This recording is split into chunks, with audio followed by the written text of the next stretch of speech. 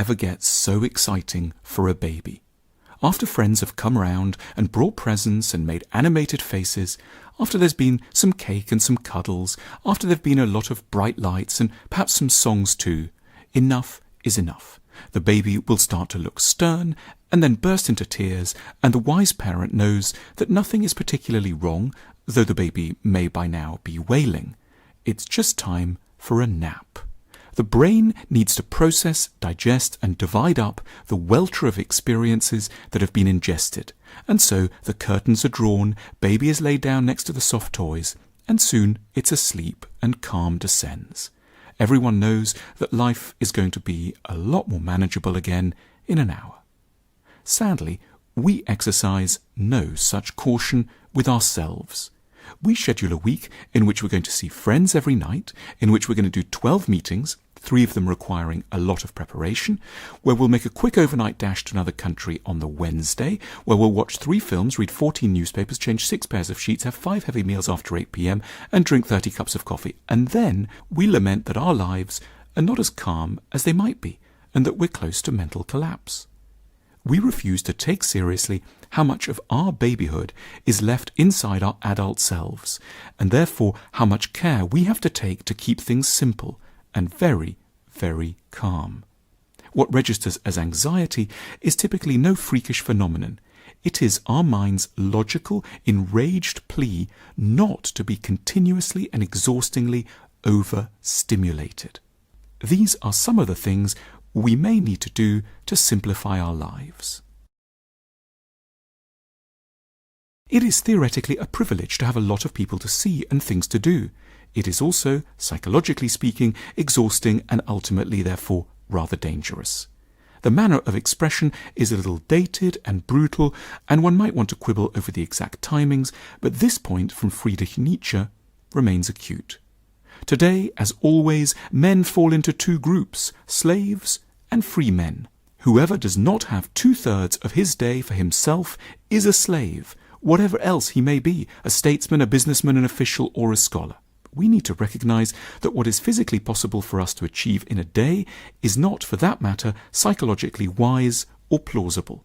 It may well be feasible to nip over to a foreign capital or 2 in a day and run a company alongside managing a household, but nor should we be surprised if such routines ultimately contribute to a breakdown. Plenty of it, of course, at least 7 hours, or if we can't manage it, we need at a minimum fully to recognize how much we are deprived, so that we won't aggravate our sorrows by searching for abstruse explanations for them. We don't necessarily have to get divorced, retrain in a completely different profession, or move country. We may just need to get some more rest. What we're taking in when we check our phones is perhaps the single greatest contributor to our mental ill health. For most of history, it was inconceivable that there could ever be such a thing as too much news. Information from political circles or foreign countries was rare, prized, and expensive. But since the middle of the 20th century, news has been commodified, and in the process it's become a major, though still too little known, risk to our mental survival. Every minute of every day presents us with untold options for filling our minds with the mania, exploits, disasters, furies, reversals, triumphs, insanity and cataclysms of complete strangers all around our benighted planet. Always, news organizations speak of our need to know and the need to know right now.